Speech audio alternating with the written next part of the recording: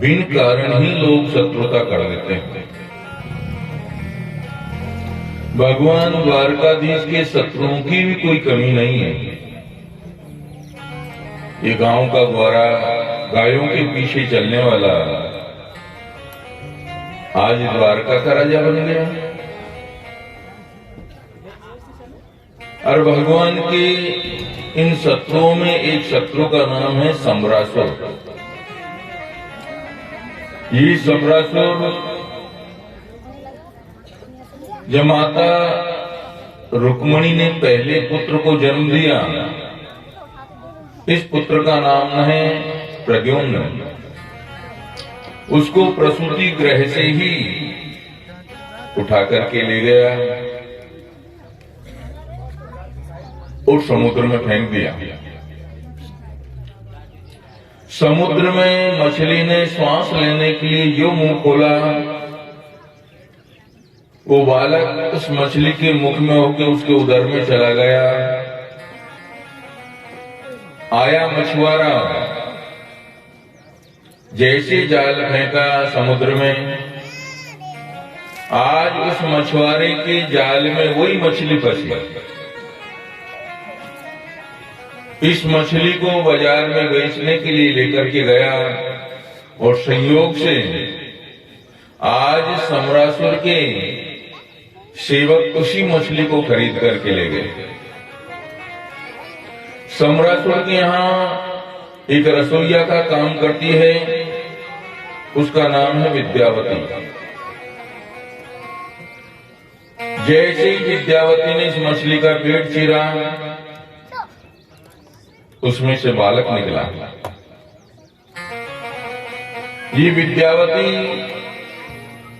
सम्रासुर के पास जाकर के कहने लगी, महाराज, आज भोजन के लिए जो मछली आई है उसके पेट में कोई बालक निकला है।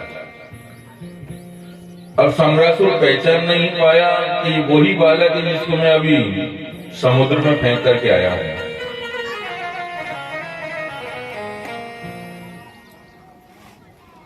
सम्रासुर ने कहा, देवी, इस बालक का मैं क्या करूंगा, एक काम करो, तुम अपने पास रखो। अभी विद्यावती इस बालक की पालना करने लगी, निलाती, धुलाती, खिलाती, पिलाती, उसकी सेवा करने लगी। नारद जी का यहाँ आगमन होता है। नारद जी ने कहा, देवी, जिस बालक को आप निलाती, धुलाती हो, खिलाती, पिलाती हो, कौन है ये? बोले, कौन है? याद करो भगवान शंकर की बातें। ये विद्यावती नाम की जो रसोइया कौन है? ये कामदेव की पत्नी रति है। जब कामदेव भगवान शंकर की समाधि तोड़ने के लिए आया, भगवान शंकर का तीसरा नेत्र खुला और कामदेव जल करके भस्म हो गया। देवी, ये तुम्हारा वही पति है कामदेव। और देवी, तुम्हारे पास एक ऐसी विद्या है, उस विद्या का प्रयोग करने से छोटा सा बालक तुरंत जवान हो जाता है। उस विद्या का तुम प्रयोग करो। विद्यावती ने उस विद्या का प्रयोग किया और ये बालक जो प्रद्युम्न है, तुरंत युवा अवस्था में आ गया, जवान हो गया।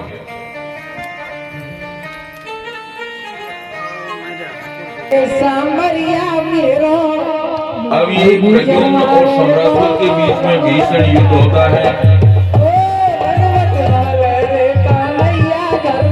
और आज प्रद्युम्न सम्रासुर का उद्धार करते हैं और अपनी पत्नी रति को साथ में लेकर के, ये जो विद्यावती है, रति है कामदेव की पत्नी,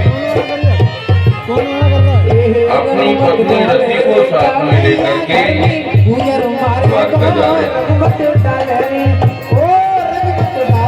अब प्रद्युम्न जब द्वारका जा रहे हैं, जब तक तो भगवान के 107 विवाह और हो चुके हैं।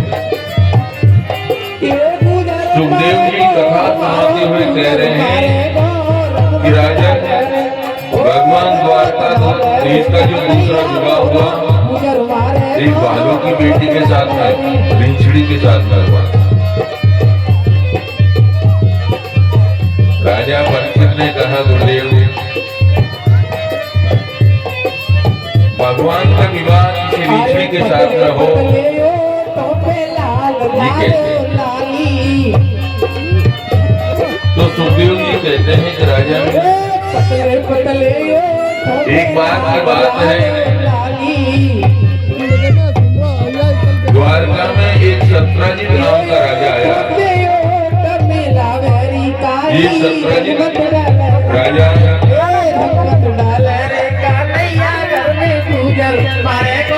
ये सत्राजित राजा भगवान सूर्य का बहुत बड़ा उपासक है। तो सूर्य ने प्रसन्न होकर के इसको मणि दी। उस मणि का नाम है श्यामंतक मणि। मणि का प्रभाव यह है, कोई विधि विधान से इस मणि की पूजा करता है तो इस मणि से 2 बार सोना उत्पन्न होता है। अब 2 बार का मतलब ये नहीं कि 2 तोला सोना होगा, 200 ग्राम सोना होगा, 2 किलो सोना होगा। 2 बार का मतलब इस मणि से रोज 2 क्विंटल सोना उत्पन्न होता है। एक बार भगवान द्वारकाधीश ने सत्राजित से कहा, सत्राजित इतना सोना देने वाली वस्तु तुम्हारे पास है।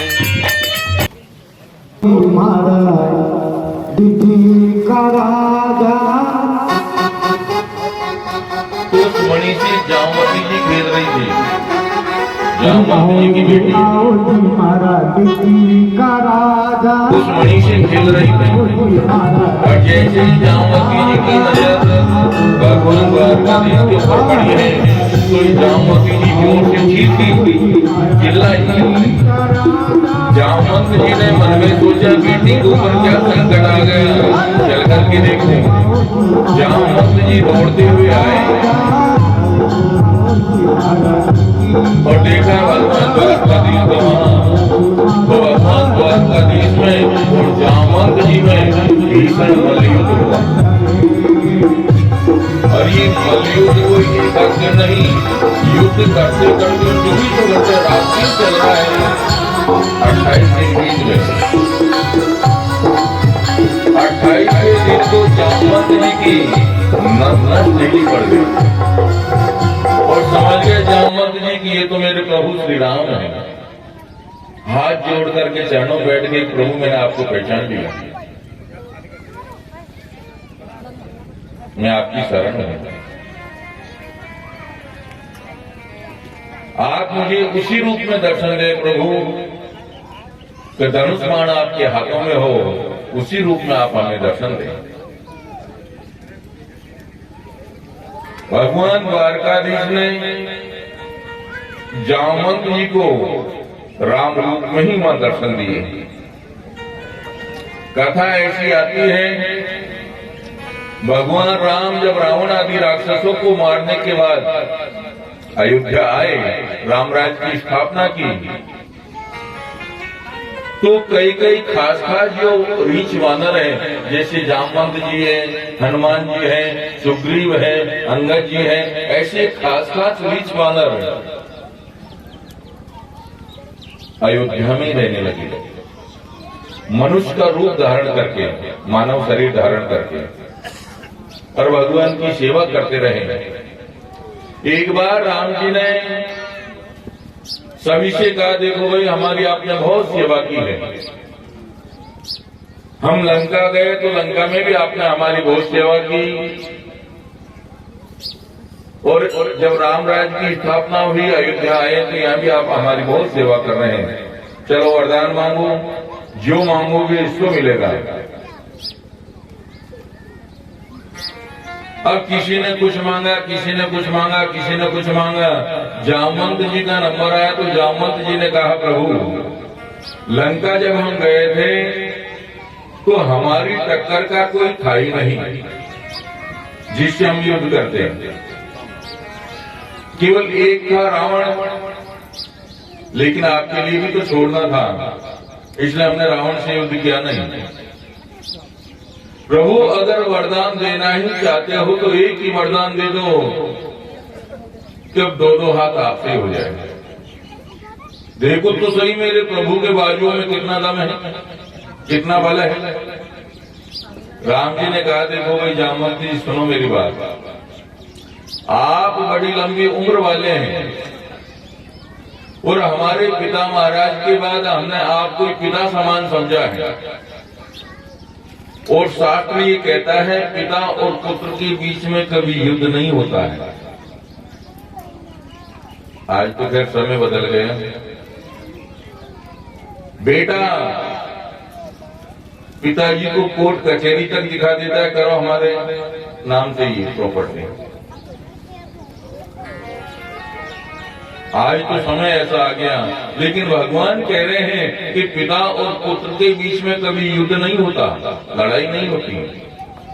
दूसरी बात, आप मेरे सेवक हैं, मैं आपका स्वामी हूं।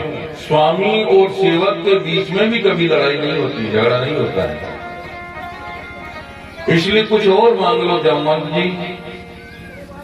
जामवंत जी ने कहा, प्रभु अब हमें कुछ नहीं चाहिए, वैसे एक इच्छा थी, अब कोई बात नहीं।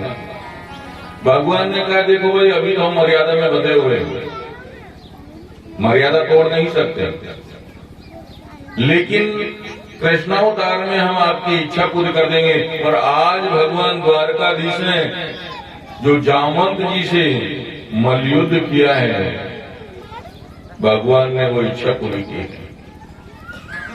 जामवंत जी ने कहा, प्रभु यहाँ कैसे आना हुआ?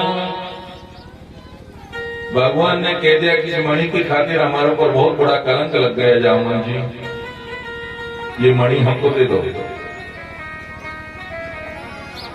जामवंत जी ने कहा, प्रभु गड़बड़ हो गया, ये मणि तो हमने बेटी को दे दिया, और एक बार जब कोई वस्तु हम बेटी को दे देते हैं तो वापस बेटी से लेते नहीं है। प्रभु एक काम करो ना, मैं भी बड़ी चिंता में बैठा रहता हूँ कि बेटी का विवाह कहाँ करूँ, बेटी का विवाह कहाँ करूँ। एक काम करो ना, आप हमारी बेटी के साथ विवाह कर लो तो मणि भी आपकी हो जाएगी। तो भगवान द्वारकाधीश का दूसरा विवाह एक भालू की बेटी यानी कि जामवंत जी की बेटी जामवती जी से हुआ।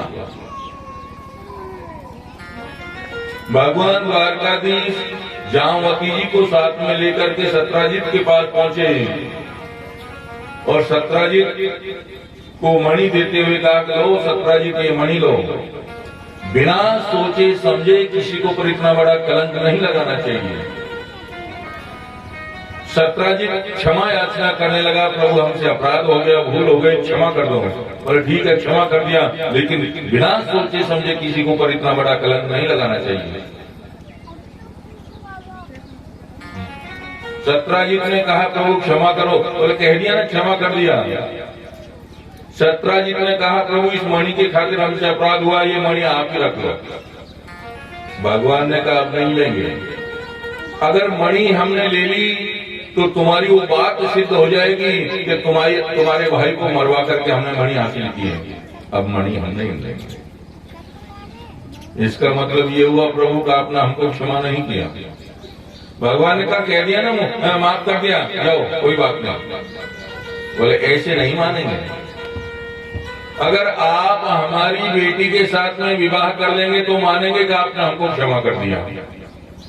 तो भगवान का तीसरा विवाह सत्राजित की जो बेटी है सत्यभामा, उनके साथ हुआ।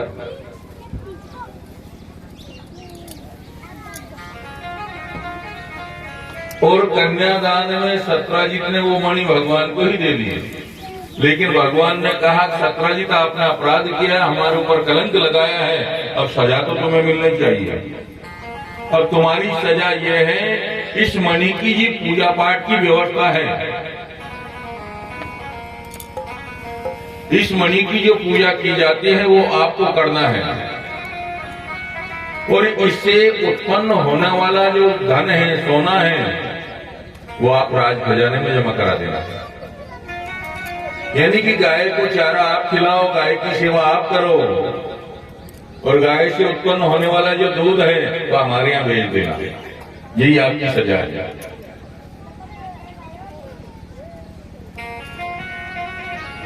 इधर भगवान का तीसरा विवाह सत्यभामा के साथ में हुआ। इधर आगे कथा ऐसी आती है कि एक बार भगवान द्वारकाधीश पांडवों के यहां गए। पीछे से अक्रूर जी ने सुधन्वा के द्वारा